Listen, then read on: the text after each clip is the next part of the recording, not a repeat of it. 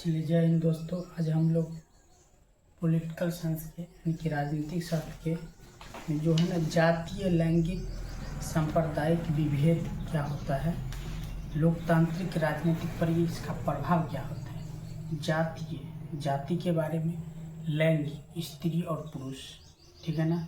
सांप्रदायिक का मतलब तो एक मजहब के लोग दूसरे मजहब के लोग में क्या विभेद है, जातीय में क्या विभेद है, लिंग में क्या विभेद है, और ये तीनों विभेद मिलकर लोकतंत्र पर क्या प्रभाव डालते हैं, इनके बारे में एक स्टेप बाय स्टेप अध्ययन करेंगे। पहली बात है, हम लोग देखेंगे कि भारत में जो है ना जातीय लैंगिक और सांप्रदायिक विभेद ऐसा खतरनाक बन गया है कि राष्ट्र के लिए एक घातक सिद्ध होता जा रहा है। राष्ट्र में एकता का नाम का चीज नहीं होता है, लेकिन फिर भी हम लोग सरकारें का प्रयास रहते हैं, जो समाज का चिंतन है उसका प्रयास रहते हैं कि राष्ट्र एक रहे। अब देखिए, जातीय विभेद एवं राजनीतिक में जाति का क्या है उदित।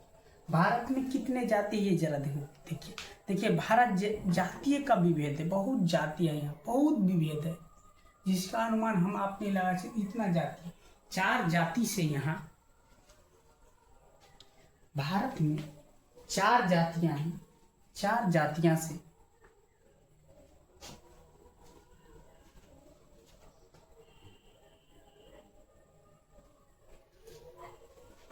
भारत में 4 जातियां हों जो हमारे जन्म के आधार पर जाति व्यवस्था बनाएगी। पुराने काल में जन्म के आधार पर जाति व्यवस्था बनाएगी। भारतीय समाज एक प्राचीन परंपरा, प्राचीन काल से ही जातियों के शिकार होता हुआ आ रहा है। अब देखिए, भारत में कितने जाति हुए, कर्म के आधार पर, जन्म के आधार पर 4 जाति। ये 4 जातियां अभी फिलहाल में 3000 से अधिक उपजातियों में बंट गई। 3000 से अधिक उपजातियों में। एक बार तो हम जनगणना वाला ड्यूटी में गए थे, तो उनमें देखे थे कि जनगणना जब कर रहे थे तो उनमें केवल बिहार में जो देखे हम 215 जाति का नाम उसमें लिस्ट में। जब जाति एक बार जनगणना करने का इस बीच में जो बिहार के जो उप सीएम बने थे तेजस्वी यादव, उसके दौर में जब जातीय जनगणना हुआ उसमें ड्यूटी मिला था, तो हम देखे थे इतने जो है ना जातियाँ थी उस फॉर्म में, एक लाइन से वो भरना पड़ता था। हम देखे तो बड़ा चला कि भाई केवल बिहार के छोटे से प्रांत इतनी जातियाँ, तो सब जाति एक दूसरे को छोट नीच समझ के यहाँ विभेद, जो क्या होता है एक असमानता फैलती है। अब देखिए, जाति का 4 जाति से 3000 से अधिक उपजातियां बन गई। प्रजातंत्र के लिए यह खतरनाक है। प्रजातंत्र के लिए लोकतंत्र तो यह खतरनाक है। जाति का कुप्रभाव समाज में देखने को दृष्टिगोचर मिलते हैं, जिनका वर्णन कुछ इस प्रकार है। पहला क्या है, विभिन्न जातियों के लोगों एक दूसरे को अश्रद्धा एवं घृणा दृष्टि से देखते हैं। भारत एक ऐसा देश है, देखो ना, सबसे छोट जाति भी अपने से छोट जाति को चुन ले, ताक लेगा कि ये मेरे से छोटे। अजीब बात है भाई, इंसान हो, इंसान बन के रहो। असमानता, और जिस कारण क्या होता है, असमानता और फूट हो जाता है। हर जाति अगर ये सोचेगा कि मेरे जाति से ये जाति नीचा है, तो क्या होगा, नीचे वाली जाति जिसे नीचे कहेंगे उनके मन में एक असमानता का भावना, वो अलग होके फूट के रहे, जो कि सब लोकतंत्र के लिए घातक है। जातिवाद के कारण कई भी लोग एक साथ नहीं रह सकते हैं, जो राष्ट्र के लिए एक चुनौती है। जातिवाद के कारण कोई भी लोग एक साथ नहीं रहता है, जो राष्ट्र के लिए बड़ी चुनौतियां आ गई है हमारे लोकतंत्र में। अब है जाति व्यवस्था का ही परिणाम है कि समाज में तिलक दहेज होता है। जाति का ही कारण, जाति और वोट समाज में जो है ना, देखिए ना, भारतीय समाज में जाति और वोट भी देगा जाति देख के, और अपना जो है ना विवाह भी करेगा तो जाति देख के। ये दोनों जाति बिहार में जो है ना, बिहार कहते पूरे भारत में, अधिकतर बिहार में ले लो। अगर बिहार में देखिएगा तो जाति विभेद, जाति और राजनीति का गहरा संबंध है। लोग वोट भी देता है तो जाति देख के, और विवाह भी करता है तो जाति देख। यही खतरनाक है, यही दहेज प्रथा कुप्रथा हो। अब देखिए, कोई गरीब आदमी है और उनके बच्चे पढ़ने लिखने में लड़कियां तेज हैं, वो पढ़ाना चाहता है, लेकिन एक एज के बाद उनका तो शादी भी करना होता है। तो जब शादी करना होता है तो जो पढ़ाई में ना पैसा दे के शादी कर देता है उन पैसे, मजबूरियाँ रहता है जो उन्हीं उन्हीं पैसे से उनको शादी करना पड़े। अगर उन्हीं पैसे से उसको पढ़ा दे तो वो अच्छा पढ़ चल जाएगा। रीजन है कि समाज उनको टॉर्चर मारता है कि अरे आपका लड़का या लड़की शादी करने होगी, क्यों नहीं कर रहे हैं, आपका फिर कुछ हो जाएगा तो इज्जत का क्या होगा। ये इज्जत विज्जत के कारण डूब जाता है लेके समाज इंसान। समाज वो प्राणी है, ठीक है ना। समाज क्या बोलेगा ये कभी नहीं सोचना है, केवल आपका बच्चा है, आपको सोचना है कि मेरे बच्चे कैसे खुश रहेंगे, उनकी जिंदगी कैसे खुश रहे, ये करना है। अब देखिए पहला ये हो गया। अब देखिए ये समझो, जातिवाद के कारण समाज में रूढ़िवादी और समाज की कुरीतियों का विकास हो जाता है। एक रूढ़िवादी व्यवस्था आ जाता है, कुरीति फैल जाता है, एक दूसरे को लोग देखना नहीं चाहते, एक दूसरे को अभी भी अरे हम ऐसा व्यवस्था, अब जाति व्यवस्था को उतना टाइट से तो हम नहीं देखे, लेकिन पढ़े हैं इतना खतरनाक था कि चमार जाति को लोग को जूठन खाना पड़ता था। जो राम कहलाते हैं उनको जूठन खाना पड़ता था। जो महार जाति के लोग रहते थे उनको गांव में एंट्री नहीं दिया जाता। ऐसी व्यवस्था खराब थी आज से 3000 वर्ष पहले, और वही आ रहा है।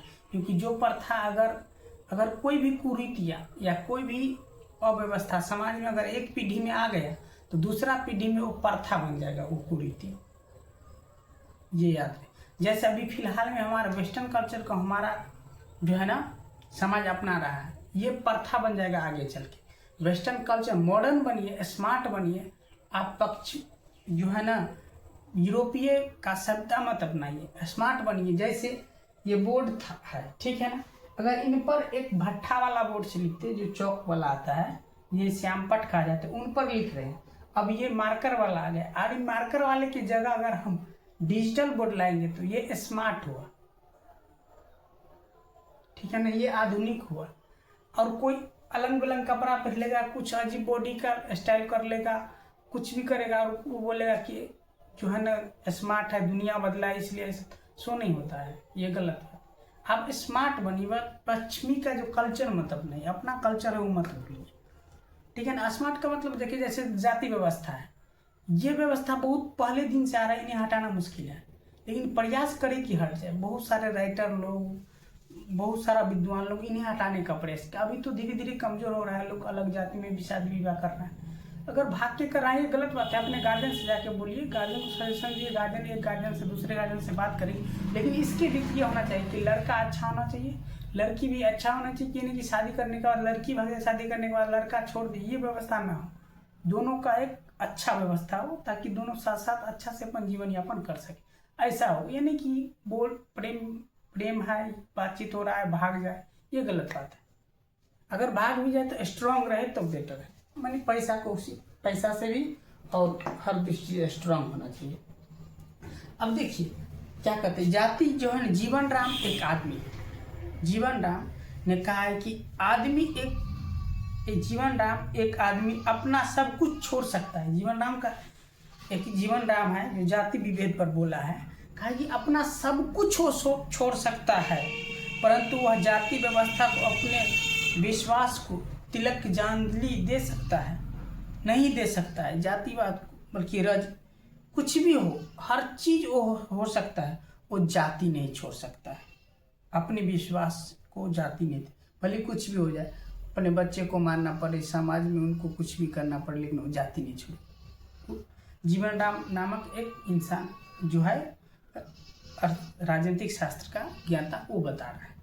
अब जरा देखिए, एक रजनी राठौर कोठारी क्या कह रहा है कि जाति विहीन राजनीति की कल्पना वास्तव में नहीं किया जा सकता है। जाति विहीन अब राजनीतिक नहीं कर सकते। जाति में देखिए ना, पार्टी भी जो खड़ा करता है तो किस क्षेत्र में किस जाति के लोग है अधिक, उस लोग में उसको कौन सबसे अधिक मान रहा है, जिनका वर्चस्व है, उन आदमी को जाके खड़ा करे, ताकि ये इनको वोट देगा लोग तो पूरा जाति का तो आ ही जाएगा, कुछ उधर से छांट उठ लेगा तो विजय हो जाएंगे, वोट प्राप्त हो जाएगा। तो वोट और विवाह जाति देख के करता है, जो कि गलत है। विवाह भी करिए तो सुयोग हो दोनों, लड़का लड़की दोनों, और जहाँ उनको खुशी है वहाँ कर देना चाहिए। देखिए ना, बड़े बड़े आदमी सब ये सब कर रहे हैं, वो लोग का है झगड़ा फंसेगा, छोटा मोटा आदमी अपना इज्जत के लिए कर चुके, यानी कि जीवन अपने नरक बना लेते हैं। अगर 10 लाख रुपया खर्चा करके आप अपनी बेटी को शादी कर रहे हैं या बेटा को, उन 10 लाख से उनको पढ़ा दीजिए, MBA BCA बहुत सारा कोर्स करा, वो खुद ही पैसा कमा आत्मनिर्भर हो सकते हैं। लेकिन भारत में समाज है, लड़कियां को है कि कोई लड़का आएगा हमको शादी करके ले जाएगा, सारा जीवन खिलाएगा, ये उनके मेंटलिटी में बैठ गई है। उनको खून में जो है ना पढ़ाई का भाषा नहीं दौड़ा है। यहाँ देखिए ना, पूजा करने की व्यवस्था सब जान जाएगा कि कैसे पूजा करनी, क्योंकि उनको खून में शुरू से वही डाल दिया जाता है। ऐसे ही अगर जिस दिन ज्ञान की व्यवस्थाएं उनको खून में, संविधान क्या कर रहा है हमारा, ये क्या कर रहा है, ये सारे अगर उनको खून में शुरू से दिया जाएगा तब वो समझ में आएगा, तब आत्मनिर्भर होगा। ये आत्मनिर्भर नहीं है लड़की, ये दूसरे पर डिपेंड रहता है। कोई आएगा शादी करके ले जाएगा, वही जीवन भर कमाएगा। उनके अंदर एक वो रस्सी देता है, यानी कि रस्सी के समान जितना दूर दूर बोलेंगे हम जाने के लिए जाओ, जितना। इस बीच में तो कितना महिलाएं ने मर्द पुरुष का बात बहिष्कार किया, हमको जहाँ घूमने का मन है घूमेंगे, तो लेकिन ये गलत बात है। घूमिए फिरिए, लेकिन याद रहे कि हम दोनों एक साथ हैं, ये याद होना चाहिए। तो उनका कहना है कि राजनीतिक में जातीय विभेद की इतनी गहरी बैठ चुकी है, रजनी कोठारी का कहना है कि जातीय विभेद इतनी गहरी बैठ चुकी है कि बेटी और वोट अपनी ही जात के देते हैं। रजनी कोठारी क्या कर रहा है कि भारत में जाति व्यवस्था ऐसा है, खासकर बिहार में और बिहार यूपी इन सब में, कि वोट और बेटी अपने ही जाति को देते हैं। अर्थात बेटी अपने ही जाति में विवाह करता है, वोट भी अपनी ही जाति, तो अपने ही जाति का दीजिएगा। वो लीडर अगर अच्छा नहीं निकलेगा तो क्या होगा, राष्ट्र चला पाएगा सही नहीं ना। तो यही बात समझना है। अब अगला चैप्टर, अगला स्टेप हम लोग पढ़ेंगे कि राजनीतिक को जातीय अनेक रूप में प्रभावित करते हैं। ये कैसे अनेक रूप में प्रभावित कर रहे हैं राजनीतिक। अभी तो ये देखे कि असमानताएं थी भारत में, जातीय व्यवस्था सामाजिक पुराने काल से आ रहा है, जिसका कारण क्या हो रहा है, दहेज प्रथा है, तिलक प्रथा है। दहेज जो है ना बड़ा खतरनाक, लेकिन दहेज जो लेता है इस पर भी हम खुश है थोड़ा, क्योंकि लड़की को और लड़के बाप को और लड़की बाप पिताजी को ये एहसास रहता है कि हम 10 लाख खर्चा करेंगे, 20 लाख खर्चा करेंगे, तो लोग हमें समाज में कहेंगे वाह बहुत अच्छा।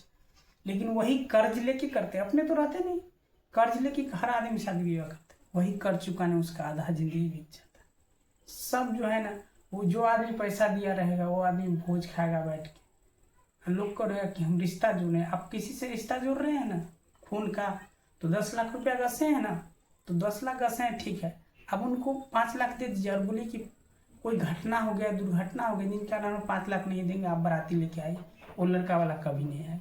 और उन जैसे मेहमान को हम बैठा के खिलाएंगे, इज्जत देंगे, का है कौन चीज़ के लिए, पैसा दिए हैं तुम, कोई इज्जत फिजत नहीं। ये व्यवस्था, ये क्रूरता जिस दिन समाज में आएगा ना, सबका होश ठिकाना आ जाए। और दहेज भी लेता है जिसका कारण लड़की हर लड़की को चूज किया रहता है, उन लड़के को ठुकरा के अपने माँ बाप के जो है ना, उनको इसलिए ठुकराता है कि उनके माँ बाप अच्छा पैकेज वाला, अच्छा लड़का, स्मार्ट लड़का ला लेता है, उन्हीं को चुन लेता है, जो कि गलत है। और जिनसे किए हो उन्हीं को रहो, माँ बाप से बात करो, दोनों तरफ का बात मानो और करो। तो दहेज भी लेता है वो भी ठीक करता है, क्योंकि सुधरेगा, ब्रेन ठंडा कैसे होगा। और ले रहा है ये भी गलत है, क्योंकि इन्हें सुधारना चाहिए, ये गलत बात। तो सुधरेगा कब, जब जहाँ लड़का लड़की को प्रेम है वहीं करे और अच्छा हो दोनों, और ये व्यवस्था तब ठीक होगी।